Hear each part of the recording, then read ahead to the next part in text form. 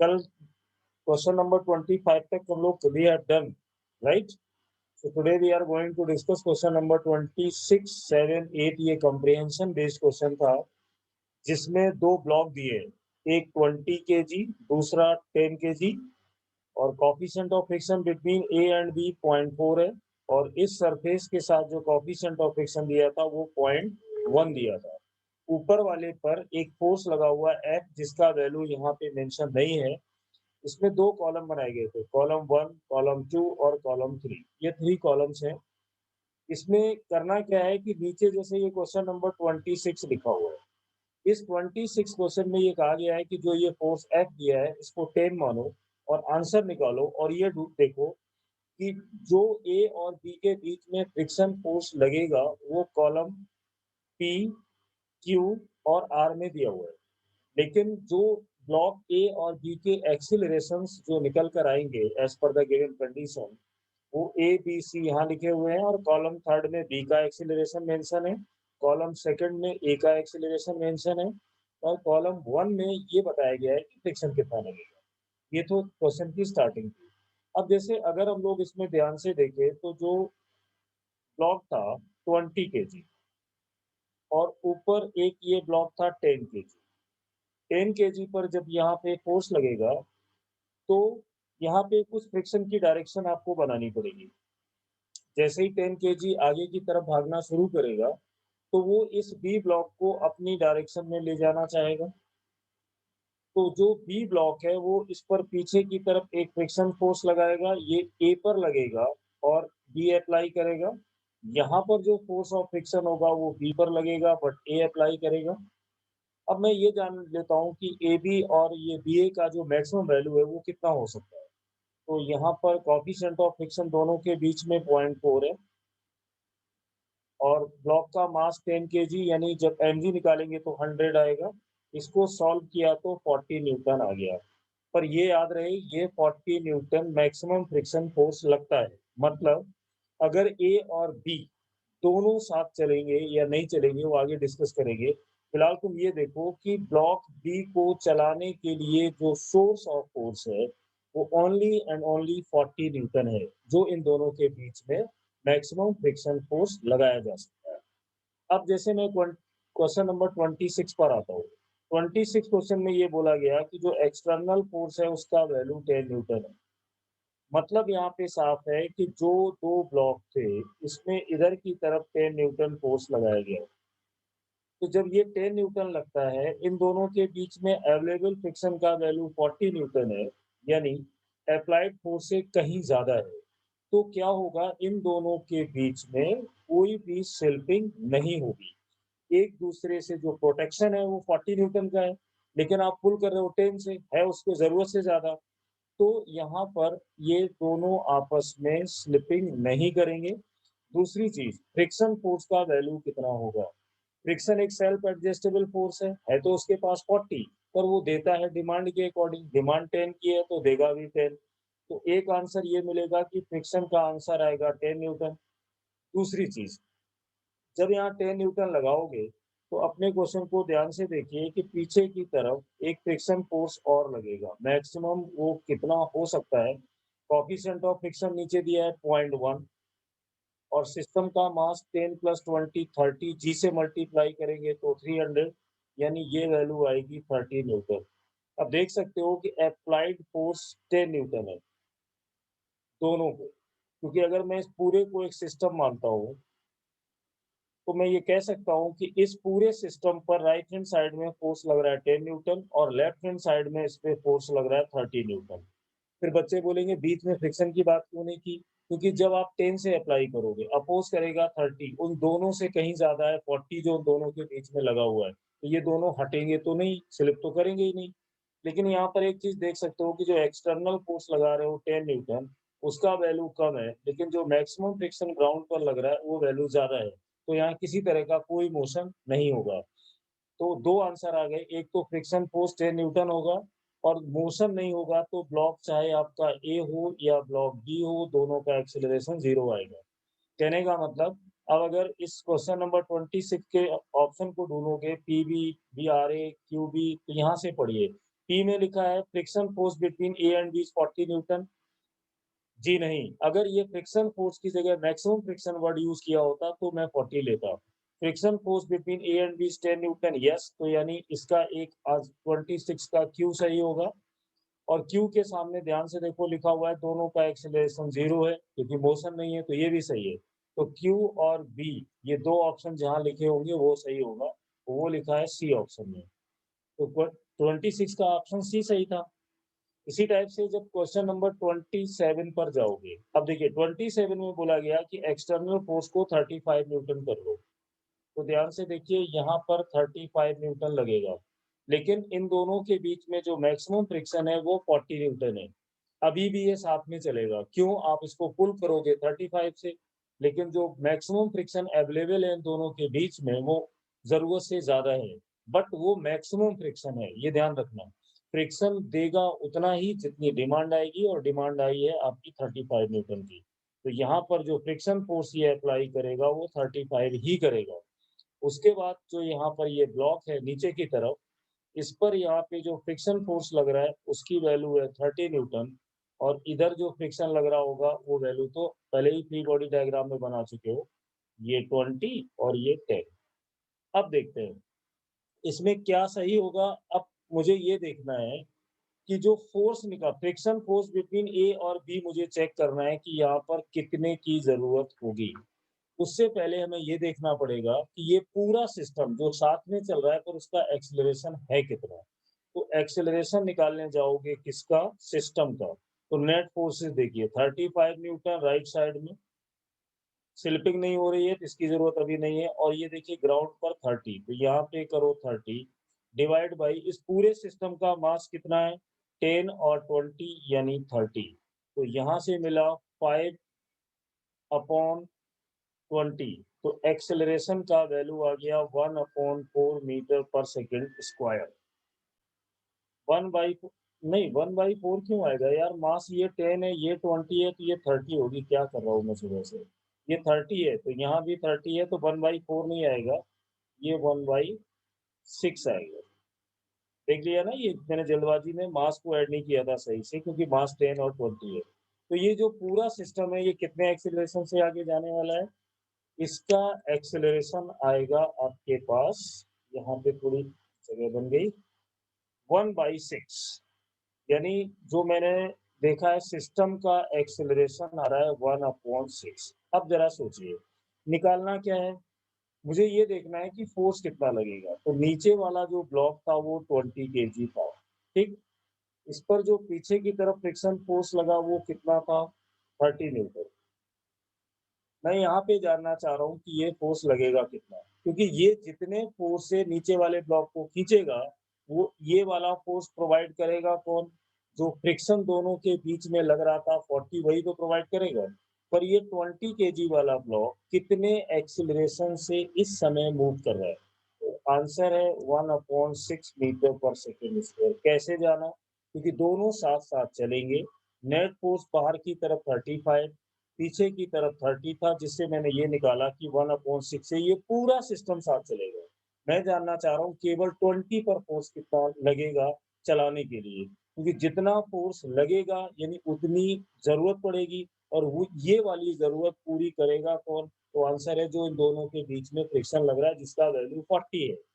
अब देखते हैं, तो मैंने यहाँ पे लिखा F -30 होगा, और मास 20 और एक्सेलरेशन का वैल्यू आ गया 1/6। यहाँ से जब सॉल्व करोगे तो ये पहले तो इसको 2 से डिवाइड कर लो, 10/3, 30 चले जाएंगे इधर, तो जब एलसीएम लोगे तो ये वैल्यू आएगी 100/3 न्यूटन। मतलब साफ है कि अगर हमारा ये सिस्टम था, इस सिस्टम पर जब यहाँ पर 35 न्यूटन फोर्स लगाओगे तो नीचे वाले ब्लॉक को चलाने के लिए ए वाला ब्लॉक जब नीचे वाले ब्लॉक पर फोर्स अप्लाई करेगा तो वो फोर्स अप्लाई करेगा चलाने के लिए जिस, और ये पूरा सिस्टम 35 न्यूटन फोर्स कितने एक्सीलरेशन से चला रहा है? तो आंसर है 1/6 से। तो उससे मैंने ये निकाल दिया कि अगर बी वाला ब्लॉक साथ में चल रहा है, जो कि डिस्कशन ये कहता है कि साथ चलेगा, तो उसको चलाने के लिए ए ब्लॉक को यानी ऊपर वाले ब्लॉक को नीचे वाले ब्लॉक को कितना फोर्स देना होगा, तो वो आंसर है 100/3 न्यूटन फोर्स देना होगा, तब ये 1/6 एक्सेलरेशन से चलेगा। अब क्वेश्चन ये है कि 100/3 न्यूटन फोर्स इसको प्रोवाइड करेगा कौन, तो ब्लॉक ए और बी के बीच में लगने वाला फ्रिक्शन जो कि 40 था। तो 40 तो मैक्सिमम था, चाहिए कितना 100/3, तो इसका मतलब हुआ कि एक्टिंग फ्रिक्शन फोर्स इस कंडीशन पर ए और बी के बीच में कितना लगने वाला है, तो आंसर होगा 100/3 न्यूटन। दूसरा, इस कंडीशन में ब्लॉक ए और बी कितने एक्सेलरेशन से चलेंगे, जो सिस्टम का एक्सेलरेशन आया, क्योंकि स्लिपिंग नहीं हो रही है तो दोनों ब्लॉक का एक्सेलरेशन 1/6 मीटर पर सेकेंड स्क्वायर होगा। तो ऐसे हम लोगों ने ये क्वेश्चन नंबर 27 सॉल्व किया। अब देखो, फिर से अपने इधर आ जाओ ऑप्शन के पास। 27 में आंसर देखो, यहाँ लिखा है कि friction force between A and B is 100, यानी सही है। तो 27 के लिए मेरा और ऑप्शन सही होगा। एक्सेलरेशन वाले कॉलम में गए तो ए का 1/6 लिखा हुआ है, और यहाँ पर देखिए ये पी वाले कॉलम में लिखा हुआ है 1/6। इसका मतलब क्या हुआ कि इसका आर सही है और इसका सी सही है। तो आर और सी सही होंगे दोनों ऑप्शन, क्योंकि इसका एक्सेलरेशन कब आर पर जब 100/3 लगता है तो 1/6 होता है, यही हमने इसको निकाला हुआ है। तो आर और सी कहाँ लिखा हुआ है, ये फर्स्ट ऑप्शन में ये हो गया। अब इसमें अगले बार बोला गया था कि अगर मैं इस फोर्स को 50 न्यूटन कर दूं तो क्या होगा। देखना, जब यहाँ पर यानी ऊपर वाले ब्लॉक पर 50 न्यूटन फोर्स लगेगा, मुझे पता है कि पीछे की तरफ जो फ्रिक्शन लग रहा था वो तो 40 न्यूटन ही था। अब यहाँ प्रॉब्लम क्या आ गई कि जो मैक्सिमम फ्रिक्शन फोर्स है वो है 40, लेकिन एक्सटर्नल कितना लगा 50। तो जो नीचे वाला ब्लॉक होगा 20 kg, उस पर इस डायरेक्शन में लगा होगा 40। तो ऊपर वाला ब्लॉक मूव कराया जा रहा है 50 न्यूटन से। ए बी को जो फोर्स ट्रांसफर करता है वो केवल 40 कर सकता है, पर लग रहा है 50। इसका मतलब इनके बीच में स्लिपिंग अब होगी। तो अगर इनके बीच में स्लिपिंग होगी तो मैं पहले ये जानना चाह रहा हूँ कि सिस्टम का एक्सेलरेशन क्या होगा, यानी सिस्टम का नहीं, मैं ये देखना चाह रहा हूँ कि जब ये ए ब्लॉक बी ब्लॉक के ऊपर खिसकना चालू करेगा, चलना चालू करेगा, तो कितने एक्सेलरेशन से चलेगा। ए ब्लॉक पर फोकस करिए एक्सेलरेशन के लिए। ए ब्लॉक पर राइट डायरेक्शन में फोर्स लगा 50, मैक्सिमम पूरा फ्रिक्शन लग गया 40, तब भी ये रोक नहीं पाएगा क्योंकि कम है और उस ब्लॉक का मास था 10। तो जब यहाँ पे सॉल्व करोगे तो ये आएगा 10/10, यानी एक्सेलरेशन का वैल्यू आ गया 1 मीटर पर सेकेंड स्क्वायर। कब, जब फोर्स लगा 50 न्यूटन का। अब सोचिए, अगर इसी अब मैं ये देखना चाह रहा हूँ कि इस पूरे सिस्टम का एक्सेलरेशन अगर निकाला जाए तो कितना होगा। तो देखिए 40, नहीं सिस्टम का बाद में निकालते हैं, पहले एक काम करते हैं, बी का निकालो कि बी पे कितना होगा। ये तो 1 मीटर पर सेकेंड स्क्वायर आ गया। अब एक्सेलरेशन बी का, तो बी ब्लॉक को ध्यान से देखो, बी पर इधर मैक्सिमम फोर्स कितना लग सकता है, जो ए उसको ट्रांसफर करेगा मैक्सिमम 40 कर सकता है, इसका मास 20 है, और इस पर लेफ्ट साइड में जो फ्रिक्शन लग रहा था वो 30 न्यूटन है। तो यहाँ पर होगा 40 माइनस 30 डिवाइड बाई 20, तो ये कितना आएगा, यानी 10/20। तो ये वैल्यू आएगी 1/2 मीटर पर सेकेंड स्क्वायर। तो जब हम फोर्स को 50 करते हैं तो पहला आंसर ये है कि दोनों साथ साथ नहीं चलेंगे, मतलब स्लिप करेंगे। तो पहले ये देखो कि ए कितने एक्सीलरेशन से स्लिप करना स्टार्ट किया, तो आंसर मिला 1 मीटर पर सेकेंड स्क्वायर। दूसरा, बी कितने से चला, तो मैंने निकाला 1/2 से। इन दोनों के बीच में फ्रिक्शन फोर्स कितना लग रहा होगा, आपको पूरा मैक्सिमम लग जाएगा क्योंकि फोर्स ज्यादा है। तो फ्रिक्शन अगर पूछा जाए तो 40 लगेगा। इस समय जो आंसर बनेंगे 28 वाले क्वेश्चन में, उसमें फ्रिक्शन फोर्स पूरा लगेगा 40 न्यूटन, और एक्सीलरेशन ए का 1 आएगा और बी का आएगा 1/2। अब दोनों ऑप्शन में कहाँ है, तो जब ध्यान से देखो तो पी ऑप्शन में लिखा है friction force between A and B is 40, यानी पी 28 क्वेश्चन में पी ऑप्शन सही होगा, पहली बात मिल गई। दूसरा ढूंढो एक्सीलरेशन का वैल्यू, ए का कितना लिखा है 1, सही लिखा हुआ है, ये 1 से चल रहा है, यस। कहाँ गया, ये रहा। बी का एक्सीलरेशन हमारे पास है 1/2, पर ऑप्शन में कहीं नहीं दिया है, तो इसका मतलब ये हुआ कि मेरे दो ऑप्शन सही होंगे, एक पी सही होगा और दूसरा ए सही होगा, जो तो इसको बी पर टिक करोगे। तो ये अच्छा क्वेश्चन था। तो यहाँ से हमने 26, 27 और 28 कर लिया। अब चलो 29 पर। ये जो क्वेश्चन नंबर 29 है काफी अच्छा था ये। Initially spring in its natural length block A and B are at rest, यानी शुरुआत में दोनों ब्लॉक रेस्ट में है। पहली बार find maximum value of constant force, यानी इस फोर्स का मैक्सिमम वैल्यू आपको बताना है that can be applied on block B such that block A remain at rest, यानी A रेस्ट में रहेगा या कह सकते हो इक्विलिब्रियम में रहेगा। इक्विलिब्रियम क्यों? क्योंकि नेट फोर्स जीरो रहेगा, तब ना ये लेफ्ट में जाएगा ना ये राइट में जाएगा, तो ये मैं मान सकता हूँ इक्विलिब्रियम में है। जी का वैल्यू मैं 10 ले सकता हूँ, तो आंसर न्यूटन में आएगा। तो ये बताना है इसमें मैक्सिमम फोर्स की वैल्यू। तो अभी जो दिखाई दे रहा है उसके अकॉर्डिंग कर लो। इसमें पहले फोर्स एफ देखो, जैसे ही फोर्स एफ राइट में लगाओगे तो लेफ्ट में एक फ्रिक्शन फोर्स डेवलप होगा जिसमें न्यू का वैल्यू 0.2 है और mg का वैल्यू 10 है, तो यहाँ से आएगा 2 न्यूटन। ये मैक्सिमम फ्रिक्शन फोर्स लगेगा बी ब्लॉक पर। फिर ए ब्लॉक पर जब पहुंचोगे तो स्प्रिंग जब इसको खींचना स्टार्ट जब भी करेगी, तो यहाँ पर ए ब्लॉक पर जो मैक्सिमम फ्रिक्शन फोर्स होगा 0.1, mg है 20, यानी 2 न्यूटन। ये तो हो गए मैक्सिमम फ्रिक्शनल फोर्स की वैल्यू। के का वैल्यू 100 गिवन है, मास सारे दिए हुए हैं। अब सोचो फोर्स हमें निकालना है, तो फोर्स निकालने में स्प्रिंग देखने में ये क्वेश्चन काफी टफ लगेगा। लेकिन पहले यहाँ से देखो, जब इस स्प्रिंग ने इसको पुल किया होगा, जो इस क्वेश्चन में हिंट है पहले उस पर ध्यान दो। स्प्रिंग ने जब इसको खींचा होगा किस वाले ब्लॉक को, मैं एक ही बात कर रहा हूँ, के एक्स इधर लगा होगा और फ्रिक्शन फोर्स का वैल्यू जो है म्यू एम जी वो इधर लगा होगा। लेकिन क्वेश्चन ने ये कहा है कि उस समय इस फोर्स का वैल्यू आप बताइए जब ये ब्लॉक इक्विलिब्रियम में रहे। तो इक्विलिब्रियम में रहने का मतलब है कि राइट साइड में जो स्प्रिंग पुल करेगी और म्यू एम जी जो लेफ्ट में होगा, इन दोनों का नेट फोर्स जीरो होना चाहिए। इक्विलिब्रियम का मतलब होता है नेट फोर्स जीरो। तो यहाँ से मुझे मालूम पड़ गया कि के एक्स का वैल्यू म्यू एम जी के इक्वल होगा, तभी ये रुक पाएगा। ध्यान से देखिए, अगर ये म्यू एम जी के इक्वल है, इसका मतलब हुआ स्प्रिंग का जो फोर्स होगा वो म्यू एम जी के इक्वल होगा। और म्यू एम जी का वैल्यू मैंने यहाँ निकाला 2 न्यूटन। तो मुझे एक हिंट मिल गया कि के एक्स कहीं भी लिखा हुआ दिखाई देगा तो वहां से हम एक वैल्यू निकाल देंगे 2 न्यूटन। तो स्प्रिंग जो ए पर फोर्स लगाने वाली है वो 2 न्यूटन आ गई। अब मुझे चाहिए फोर्स। तो सोचो, अगर मैं यहाँ पे वर्क एनर्जी थ्योरम को अप्लाई करूँ, ठीक, तो वर्क एनर्जी थ्योरम ये कहती है work done by all forces. यहाँ कौन कौन वर्क करेगा? स्प्रिंग करेगी, एक्सटर्नल फोर्स करेगा इसको राइट साइड में खींचने की वजह से, दूसरा इसमें वर्क डन बाय फ्रिक्शन होगा और ये वैल्यू होगी जीरो की। अगर मैं ये वर्क एनर्जी थ्योरम कहाँ लगा रहा हूँ ये भी लिख दो, और ब्लॉक बी पर मैंने वर्क एनर्जी थ्योरम अप्लाई की।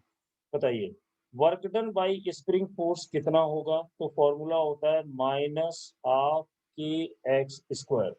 Work done by external force कितना होगा? तो अगर मैं ये मान रहा हूँ कि स्प्रिंग में जो एलोंगेशन है, अगर वो स्प्रिंग की एलोंगेशन, हाँ, अगर यहाँ पे वर्क डन बाई फोर्स निकालोगे तो स्प्रिंग में कितना एलोंगेशन हुआ? एक्स। तो फोर्स की डायरेक्शन में स्प्रिंग खींचेगी तो ये होगा एफ एक्स। कॉस थीटा भी लिखोगे पर थीटा का वैल्यू जीरो है। एक्सटर्नल फोर्स राइट साइड में, स्प्रिंग का एलोंगेशन भी राइट साइड में, तो एफ एक्स आ गया। फिर इसमें आएगा work done by friction force. तो फ्रिक्शन फोर्स ये देखिए माइनस क्यों आया? क्योंकि फ्रिक्शन फोर्स लगेगा लेफ्ट में और डिस्प्लेसमेंट होगा राइट में। जितना ये एक्स कहाँ से आया, ए तो नहीं चला पर स्प्रिंग तो एक्सटेंशन ले सकती है ना, और कंप्रेस भी हो सकती है। तो मैंने ये माना हुआ है कि स्प्रिंग राइट साइड में एक्स एक्सटेंशन ले रही है और ब्लॉक बी तो रेस्ट में ही है, तो ये जीरो हो गया। अब देखिए ये पूरी डिटेल तुम्हारे पास आ गई। तो यहाँ से एक्स कॉमन ले लो तो ये कैंसिल किया जा सकता है। अगर मैं कैपिटल एफ की वैल्यू निकालूं तो वो मिलेगी एफ और प्लस का हाफ के एक्स। यहाँ तक आ गए। अब देखिए फ्रिक्शन फोर्स का वैल्यू मैंने हर जगह निकाला हुआ है 2 न्यूटन। 2 न्यूटन यहाँ पे 2 रख दो, 1/2। और के एक्स का वैल्यू आप लोग यहाँ से निकाल के लाए हो 2 न्यूटन। तो ये 2 से 2 कैंसिल कर दो, 2 + 1 यानी 3 आ गया। तो कितना फोर्स होना चाहिए, तो इसका आंसर आएगा 3।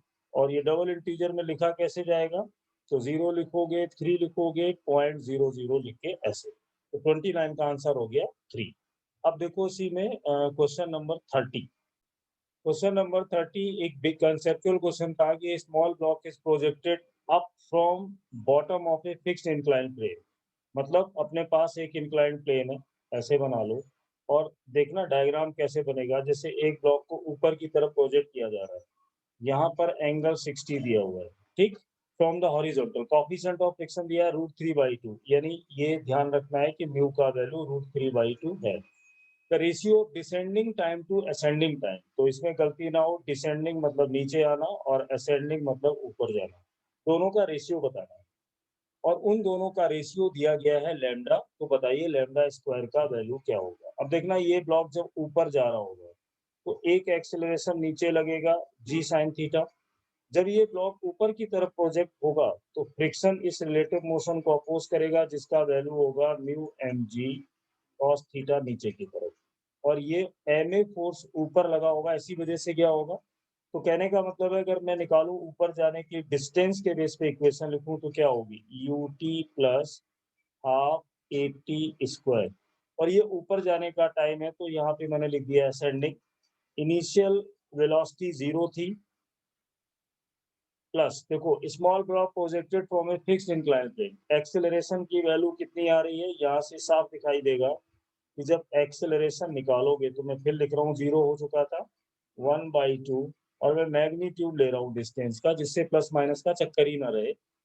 एक्सेलरेशन देखिए, एक्सेलरेशन का वैल्यू कितना है, g sin theta plus mu mg cos theta. ये कहाँ से आया, इस ma को इक्वेट कर दो, ma इक्वल होगा g sin theta plus mu mg cos theta, और मास से मास को काट दोगे तो वही आएगा। वैसे भी इंक्लाइंड प्लेन में एक्सेलरेशन में मास का कोई रोल नहीं है।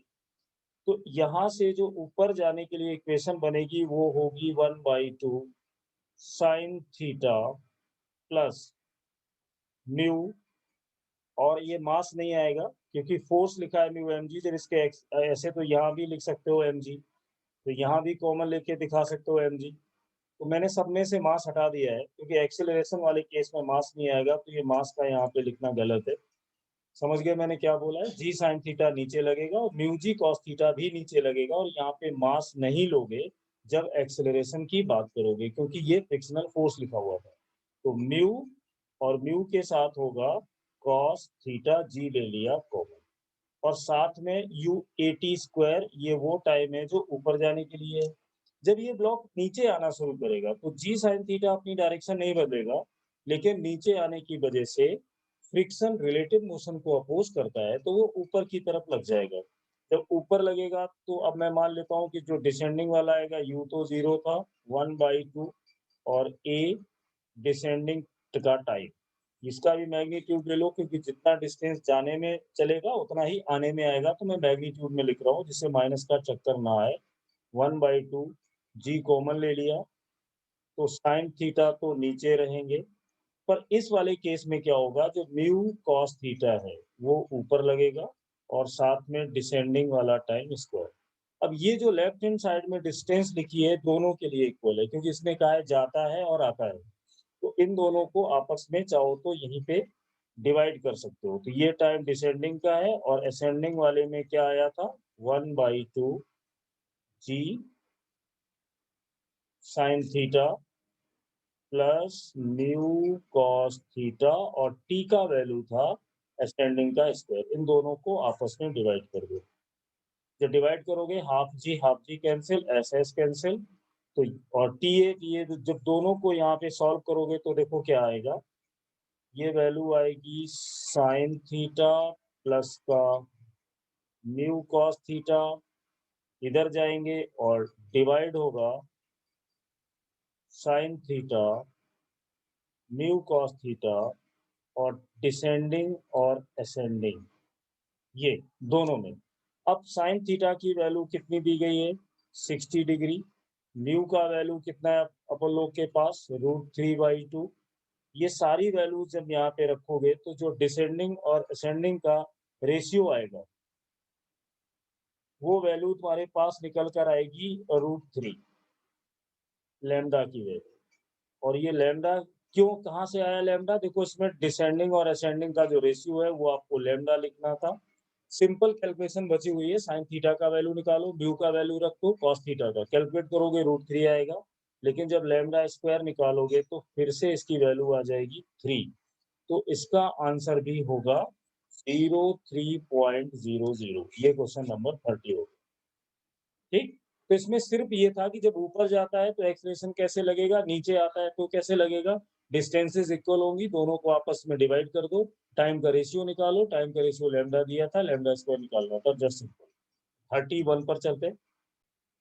ये 31 क्वेश्चन एक आसान क्वेश्चन था इस पेपर का, जिसमें लिखा था कि रेशियो T1 और T2 का, यानी T1 और T2 का रेशियो x है। तो इसमें बताइए 10x का वैल्यू क्या होगा। इंटीजर बनाया गया, तो देखो डायग्राम में साफ दिखाई दे रहा है कि ये पूरा सिस्टम एक्सेलरेशन 2 मीटर पर सेकेंड स्क्वायर से ऊपर जा रहा है। तो मान लो अगर मैं T1 निकालना चाहता हूँ तो T1 के ठीक नीचे देखिए इस पर टोटल लोड कितना है। ये 2 kg, ये 4 kg, तो दोनों को 2 + 4 यानी यहाँ पर बनेगा 6g। और ये पूरा सिस्टम 2 मीटर पर सेकेंड स्क्वायर से ऊपर जा रहा है। तो न्यूटन का सेकेंड लॉ लगाओगे तो आएगा T1 minus 6g equal mass 6 into a. तो T1 का वैल्यू होगा 6g प्लस 6 इंटू ए का वैल्यू क्वेश्चन में 2 है तो ये 12 हो गए। यहाँ से आएगा 72 न्यूटन, ये T1 का वैल्यू आ गया। इसी तरह से जब T2 का वैल्यू निकालोगे तो T2 के ठीक नीचे देखो लोड कितना है, ओनली 4g। और ये पूरा सिस्टम जा कितने से रहा है, 2 मीटर पर सेकेंड स्क्वायर। तो ऊपर जाने पे पता है ना टेंशन क्या होती है, मास g प्लस ए, जी का वैल्यू 10, ए का वैल्यू 2, तो ये आएगा 48। ये वैल्यू आपकी T2 आ गई, ये T1 आ गई। तो T1 अपॉन T2 जब यहाँ निकालोगे तो T1 है 72, T2 है 48। तो इसको जब हम लोग सॉल्व करेंगे तो ये आएगा 12 6 जा 72 4 यानी 3/2। तो ये जो रेशियो है दोनों का T1 अपॉन T2 का रेशियो वो कितना आ रहा है 3/2। और ये हमें दिया था x, तो x का वैल्यू हो गया 3/2, बट निकालना था कहाँ पे गया 10x। तो 10x निकालोगे मतलब यहाँ पे 10 से मल्टीप्लाई करोगे तो ये 5 जाएगा, यानी इसकी वैल्यू कितनी आ जाएगी 15। तो 10x का वैल्यू अपने पास आएगा 15। तो ये भी हो गया 31, आसान था ये। इसके बाद 32। 32 में देखने में क्वेश्चन काफी डरावना टाइप का लग रहा है कि इसमें यार काफी टफ होगा, पर ऐसा कुछ है नहीं। 32 initially system is in equilibrium, starting में इक्विलिब्रियम में है, such that extension in each spring is same. ये इंपॉर्टेंट चीज है, अगर एक में x है तो सभी में x है। स्प्रिंग कांस्टेंट सभी स्प्रिंग का ऑल 100 दिया हुआ है। Acceleration of block just after first and third spring are burn simultaneously. यानी ये आप बोल सकते हो कि जब फर्स्ट और थर्ड को स्प्रिंग को कट कर दिया जाता है तो बताइए कि ब्लॉक का एक्सेलरेशन कितना होगा। तो इसको दो तरीके से देखो। पहले तो यहाँ पर ये मान लो बिफोर कट, क्या बिफोर कटिंग क्या कंडीशन रही होगी। मैंने तुम्हें समझाया था जब भी आइडियल स्प्रिंग दिया जाए तो उसको एक स्ट्रिंग की तरह बना दिया करो। अब देखना ये एक स्ट्रिंग, ये दूसरी स्ट्रिंग, ये और तीसरी स्ट्रिंग, ये यहाँ पर है ये ब्लॉक। तो नीचे की तरफ जो फोर्स लगेगा वो होगा 22g। यहाँ पर टेंशन टी और टेंशन टी। क्यों टी लिखा, क्योंकि इसने कहा है एक्सटेंशन सभी का सेम है, के सभी का सेम है, तो मटेरियली एक जैसा है। यहाँ पर एंगल कितना दिया है 37, यहाँ पर एंगल कितना लिया हुआ है 37। तो एक कंपोनेंट इस वाले टेंशन का यहाँ पर कितना आएगा टी साइन 37, इस वाले का टेंशन यहाँ कितना आएगा टी साइन 37। तो ध्यान से देखो, अगर मैं टी को कॉमन ले लूं तो टी कॉमन लेते ही 1 प्लस साइन, हाँ टी कॉमन लेने के बाद ये मिलेगा टी साइन 37। तो 1 प्लस 2 टाइम्स, और 2 टाइम्स क्यों, टी साइन 37 दो बार है तो डबल कर दिया। साइन 37 का वैल्यू होता है 3/5। ये टी और ये किसके इक्वल होगा, ये ऊपर की तरफ लगने वाला पूरा टेंशन 22G के वाई एक्सिस के अलोंग। तो यहाँ पर लिख दो 22G। अब देखिए इसको जब सॉल्व करोगे तो ये आएगा टी का वैल्यू 5 बन जा 5 और 6 11 यानी 22G। यहाँ से ऊपर ये वाले 5 हो जाएंगे और अपॉन में रहेगा 11। अब देखिए ये टेंशन निकाल दिया। जब स्प्रिंग को कट नहीं किया गया उस समय नेचुरल कंडीशन में वाई डायरेक्शन में टोटल टेंशन कितनी थी 22G इंटू 5 अपॉन 11 आ रही है। यहाँ से देखो अब ये स्ट्रिंग नहीं थी, ये क्या थी, स्प्रिंग। स्प्रिंग का टेंशन कैसे लिखा जाता है, के एक्स से। तो के एक्स का वैल्यू अपने पास कितना है 22G इंटू 5 अपॉन 11। अब देखना के का वैल्यू मुझे दिया हुआ था 100, तो मैंने यहाँ पर 100 लिखा, यहाँ x लिखा, 11 2 जा 22 और g का वैल्यू रख दो तो इधर भी आएगा 100। तो 2 ये 10 इंटू 2 20 बनेंगे और 20 इंटू 5 100। तो ये 100 से 100 कैंसिल हो गया। बड़े आराम से पता चल गया कि इनिशियली स्प्रिंग में एलोंगेशन 1 मीटर की थी।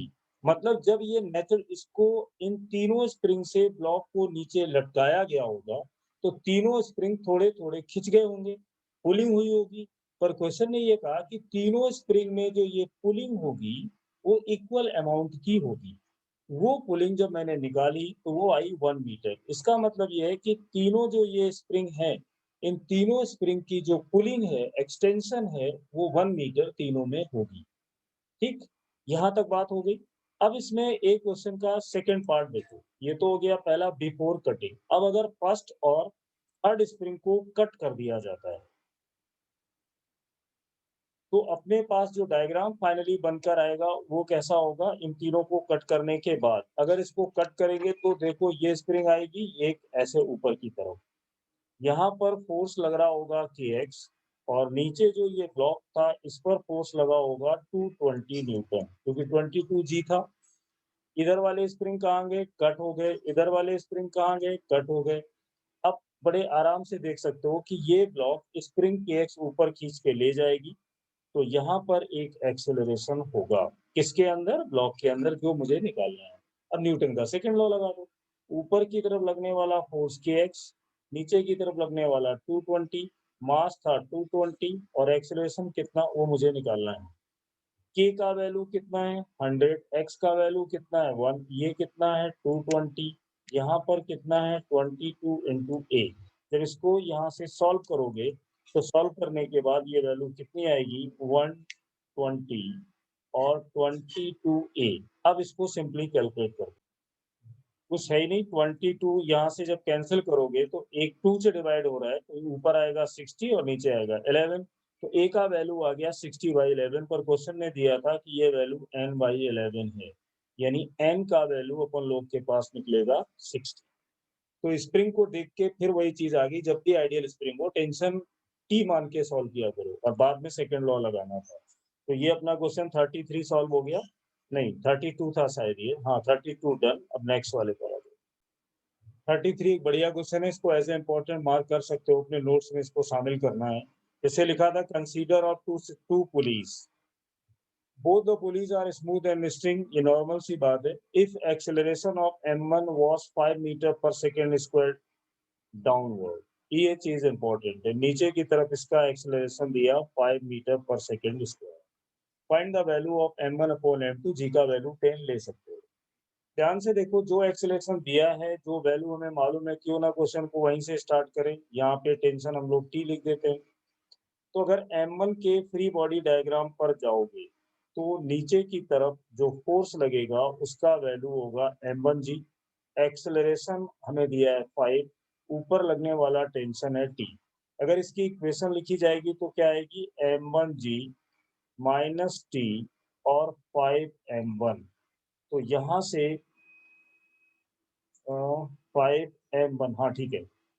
M5m1 कहाँ से आया, ध्यान रखना। m1 मैंने मास लिया है, 5 एक्सेलरेशन नीचे दिया है वो लिख दिया है। तो t का वैल्यू कितना होगा, t का वैल्यू होगा m1g माइनस 5m1।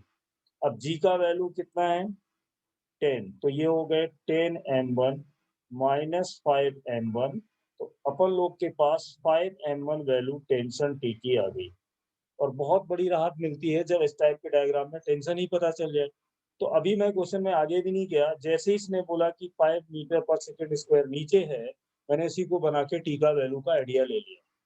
अब अगर मैं आगे बढ़ूँ तो यहाँ पर देखिए टेंशन टी होगी, इसके पास जो टेंशन पहुँचेगी वो t/2 होगी, इसके पास जो टेंशन पहुँचेगी वो भी t/2 होगी।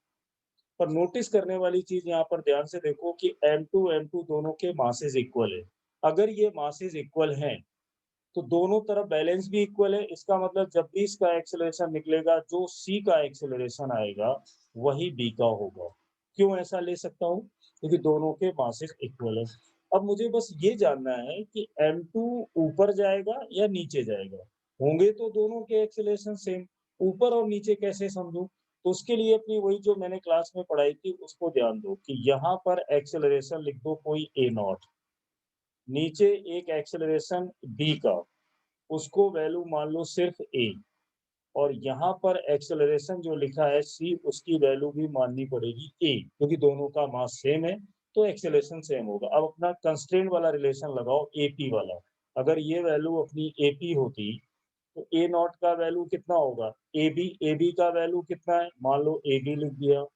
AC का वैल्यू कितना होगा?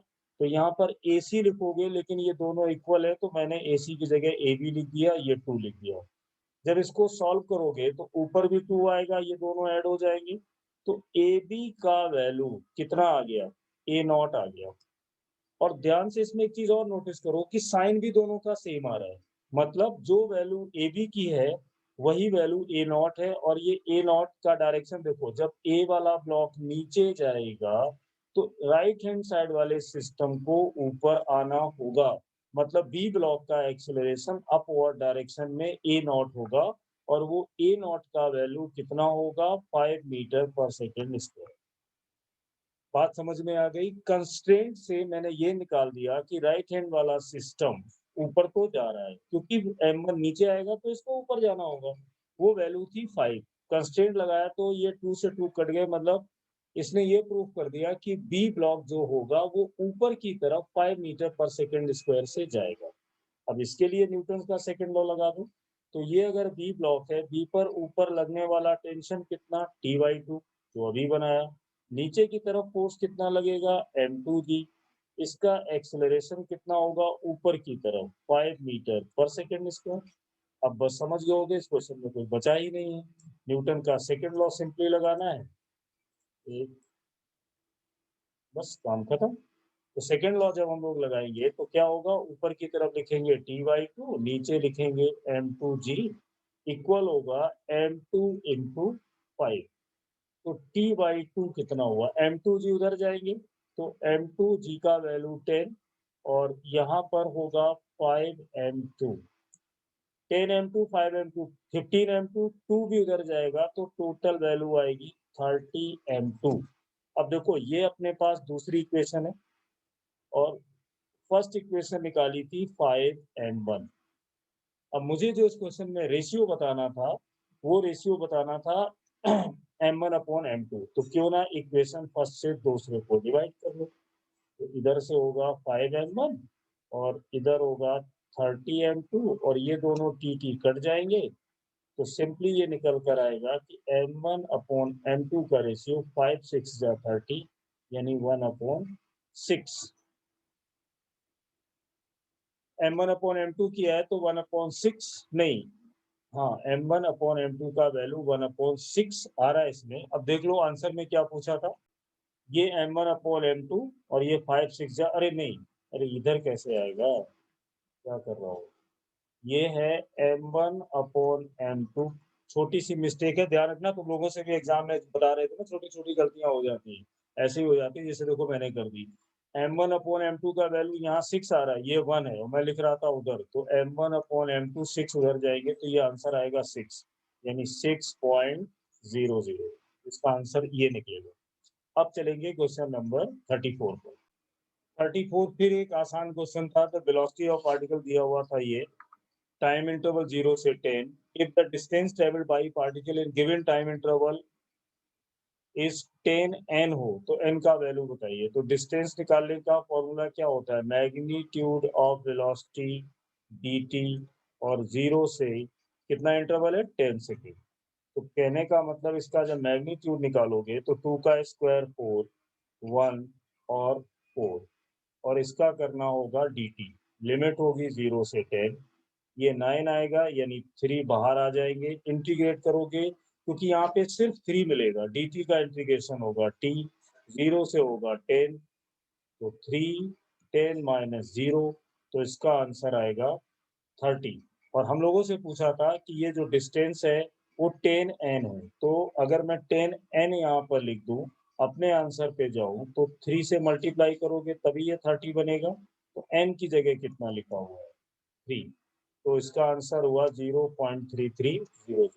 बहुत सारे आंसर फ्री में आए ना, 34। अब नेक्स्ट है 35। 35 अच्छा क्वेश्चन है, सीट का, ये क्लास में डिस्कस भी हुआ था, ये मैंने खुद कराया था तुम लोग को। क्या लिखा हुआ है, a particle is projected at a point with initial velocity 5 meter पर सेकेंड, ये थीटा एंगल 37 दिया है, with vertical y, a strong horizontal wind gives the particle a constant horizontal acceleration। ये देखो एरो दिखाई दे रहे, ये एक विंड का एक्सीलरेशन 6 मीटर पर सेकेंड स्क्वायर दे रहे ax, और साथ में ये पॉजिटिव x डायरेक्शन में है, तो x का वैल्यू यहाँ पे पॉजिटिव भी होगा। If the particle strike the ground at a point directly under the release position, और ये सीधा नीचे गिरता है यहाँ पर, determine the height h, downward acceleration g का वैल्यू 10 लेना है। टाइम के कंस्टेंट को पूरा करने के लिए नोट दे दिया है, sin 37 का वैल्यू, cos 37 का वैल्यू, और नीचे ये हिंदी में लिखा हुआ है। इसको लॉजिकली सोचो कि ये अगर ओरिजिन है, देखो साफ दिखाई दे रहा है, ये x डायरेक्शन है पॉजिटिव, ये नेगेटिव y डायरेक्शन। क्वेश्चन ने सारी हेल्प खुद ही कर दी। अब बोलो जब ये a से चलेगा और b पर गिरेगा, तो अगर मैं x डायरेक्शन में इसके डिस्प्लेसमेंट को देखूं तो कितना आ रहा है, 0 आ रहा है। क्यों, जहां से फेंका वहीं पे गिरा, तो y डायरेक्शन में तो डिस्प्लेसमेंट हुआ, वो हुआ h, लेकिन x डायरेक्शन में कोई डिस्प्लेसमेंट नहीं है, क्योंकि ये y एक्सिस पे डिस्टेंस ट्रेवल कर रहा है। ठीक उसके नीचे आने का मतलब है ओरिजिन के ठीक नीचे आ जाना। ओरिजिन मीन जहां से फेंका वो आपने ओरिजिन माना, उसके ठीक नीचे आ रहा है, तो मतलब x डायरेक्शन में किसी तरह का कोई डिस्प्लेसमेंट नहीं है। इतना सोचते ही ये क्वेश्चन सॉल्व। अब देखना x डायरेक्शन में निकालो, तो फॉर्मूला क्या कहता है, u x t plus half a x t square. अब ये वैल्यू तो 0 है, यू एक्स का वैल्यू कितना है, इसके कंपोनेंट बना दो यहीं पे, जहां से फेंका गया, तो ऊपर वाला कंपोनेंट कितना होगा, नेगेटिव एक्स साइड में, u sine theta into T, acceleration positive side में है, तो ये रहेगा प्लस ए एक्स का वैल्यू, ए एक्स रहने दो और ये टी स्क्वायर लिख दो। अब देखना जब u साइन थीटा इधर आएंगे, तो u sine theta into T, ये 2 भी इधर जाएगा, डिवाइड करोगे तो a बचेगा, और यहाँ पर बचेगा टी स्क्वायर, तो t से t को काट दो, तो ये टाइम कितना लगेगा ग्राउंड तक आने में, उसकी इक्वेशन देखिए बिल्कुल, 2u sine theta upon a। सोचो तो बिल्कुल टाइम ऑफ फ्लाइट का ही फॉर्मूला है। जब प्रोजेक्टाइल मोशन पढ़ते हो तो एक ही जगह जी आता है, क्योंकि वो ऊपर ग्रेविटी में मूव करता है, यहाँ हवा ने मूव किया, तो लॉजिक तो वही है। तो टाइम ऑफ फ्लाइट की वैल्यू आ गई, अब इसमें फटाफट वैल्यू डाल दो और देख लो कितना आता है। यू का वैल्यू 5, साइन 37 होता है, दिया जाए या ना दिया जाए 3/5, ए का वैल्यू 6 दिया था, 5 से 5 कैंसिल, 3 2 जा 6, 2 से 2 कैंसिल। ये देखिए ये 1 सेकेंड यहाँ पे टाइम लगने वाला है इसको ग्राउंड तक आने के लिए। अब सिंपल, इसी तरह मुझे h निकालना था, तो h इक्वल क्या होगा, नीचे की तरफ जो कंपोनेंट लगेगा, यहाँ पे था u sine theta minus x, y direction में कंपोनेंट कितना होगा, तो सीधा लिख दो u cos theta into T, acceleration due to gravity 1/2, g का वैल्यू 10 और t स्क्वायर। बस सॉल्व करना, u का वैल्यू था 5, cos 37 होता है 4/5, टाइम का वैल्यू 1, यहाँ से ये आएगा 5, t का वैल्यू 1 है, तो ये बचेगा 5, 5 से 5 कैंसिल, कितनी स्पीड में आ गया, 9 मीटर। बस, तो सोचने वाली चीज इसमें सिर्फ इतनी थी कि जहां से चला उसके नीचे गिरा, तो x कंपोनेंट इसका 0 हुआ। 35 डन। अब इसका देखो लास्ट क्वेश्चन 36। देखो लास्ट है 36, अच्छा था लेकिन a stone is projected from point P, यहाँ से फेंका जा रहा है, इंक्लाइंड प्लेन वी नॉट का वैल्यू ये 10 दिया हुआ है, directed perpendicular to the plane, the time taken in second by stone to strike the ground, और ये एल का वैल्यू दिया हुआ है 10 मीटर, ये यहाँ से यहाँ तक G10 ले सकते हो। इसको थोड़ा सोचो, हमने हॉरिजॉन्टल प्रोजेक्शन पढ़ा हुआ है, तो क्या मैं उसको इस टाइप से बना सकता हूँ? ध्यान से देखना, ये वैल्यू अगर इस L के दो कंपोनेंट बनाए जाए तो यहाँ पर जो कंपोनेंट बनेगा वो होगा L cos 53, और जो y डायरेक्शन में कंपोनेंट L का आएगा जिसको मैं पैरेलली यहाँ पे लिख सकता हूँ, वो वैल्यू होगी L sin 53। आ गई? अब ये क्वेश्चन हॉरिजॉन्टल प्रोजेक्शन की तरह हो जाएगा, बस सोचना इसमें सिर्फ इतना होगा कि ये अगर मैं लाइन को ऊपर लेके जाऊं ऐसे, तो और इस लाइन को ऐसे आगे बढ़ा दूं, ये एंगल 53 है, ये कितना होगा 90, तो यहाँ पर कितना होगा 37, तो ये एंगल कितना होगा 37। अब 37 में अगर इसको थोड़ा सा देखो, ये एक्सिस ऐसे आ रही है, ये जा रही है, और इसी एक्सिस से अगर 90 डिग्री पे देखा जाए तो इसके परपेंडिकुलर ये फेंका जा रहा है। ध्यान से देखो, इसने साफ लिखा है कि परपेंडिकुलर टू दी प्लेन, इस प्लेन के परपेंडिकुलर, ये पूरा एंगल कितना है 37, और इस परपेंडिकुलर प्लेन है, मतलब ये एंगल कितना हुआ, इसके परपेंडिकुलर फेंका गया 90, कहने का मतलब ये है यहाँ पर ये जो फेंका जा रहा है वो इस सरफेस से 90 एंगल पर है, ये एंगल हम लोगों को पता है कि ये 37 है, तो बीच में जो एंगल बचा वो कितना हुआ 53। अब ये एंगल अगर 53 है तो इसके वी नॉट के दो कंपोनेंट हम लोग बना सकते हैं, यहाँ पर जो कंपोनेंट आएगा वो होगा वी नॉट साइन 53, है ना, और जो ऊपर की तरफ कंपोनेंट आएगा वो आएगा वी नॉट कॉस 53। ऐसा मैंने क्यों करा? अब ये प्रॉब्लम बिल्कुल एक प्रोजेक्शन वाली हो गई है कि जैसे हॉरिजॉन्टल प्रोजेक्शन के क्वेश्चन नहीं करते थे ऐसे, कि अगर किसी को थीटा एंगल पर फेंका जाए तो ये ऐसे जाके ग्राउंड पे गिरता है, जिसमें एच हमें दी जाती थी, हम लोग टाइम निकालते थे। अब एच का वैल्यू तुम्हारे पास एल साइन 53 आ रहा है कि नहीं, पॉइंट ऑफ प्रोजेक्शन को ओरिजिन मानो, तो जो ये हाइट की वैल्यू है ये माइनस हो जाएगी एल साइन 53, ये वैल्यू एच की हो गई। अब मुझे चाहिए यू बाई वाई डायरेक्शन का कंपोनेंट, क्योंकि ये हाइट वाई डायरेक्शन में, तो वाई कंपोनेंट है वी नॉट कॉस 53, वो भी ऊपर की तरफ, तो प्लस भी होगा वी नॉट कॉस 53 और इंटू टी। जी का वैल्यू तो नेगेटिव है जो ग्रेविटी का लगेगा, इंटू जी का वैल्यू होता है 10 और टी स्क्वायर। अब इसको सॉल्व करना है, साइन 53 का वैल्यू 4/5 एल, वी नॉट रहेगा, cos 53 का वैल्यू कितना होता है 3/5 इंटू टी, माइनस का 5t स्क्वायर। और देख लो लेंथ का वैल्यू क्वेश्चन में हमें दिया हुआ है, तो मैं इसको इधर लिख देता हूँ, यहाँ पे 10 दिया था ना, तो ये 10 दिया है, अंडरस्टूड है कि यहाँ 2 आएगा, तो सॉल्व करोगे -8, इधर वी नॉट का वैल्यू यहाँ 10 रखोगे तो ये आएगा 60, यहाँ पे करोगे तो ये आएगा 5t स्क्वायर, यानी क्वाड्रेटिक इक्वेशन आ रही है 5t स्क्वायर -60 -8 इक्वल टू 0। अब ये क्वाड्रेटिक इक्वेशन बनने के बाद अब आपकी कैलकुलेशन है, जब इसको सॉल्व करोगे क्वाड्रेटिक को फैक्टर से या धराचार से, तो वैल्यू आएगी 2 सेकेंड, तो इसका आंसर होगा 2.00। अब इस पेपर को डिस्कस करने के पीछे पर्पज ये था कि अगर कोई पूछे नया टेस्ट जब आएगा कि मैं पीछे वाले कोर्स का रिवीजन कैसे करूं, तो उसका सबसे बेहतरीन तरीका होता है पीछे जो टेस्ट पेपर हुआ है उसको अगर अच्छे से पढ़ लोगे तो पूरा कंटेंट रिवाइज होके सामने आ जाएगा। Okay, so thank you.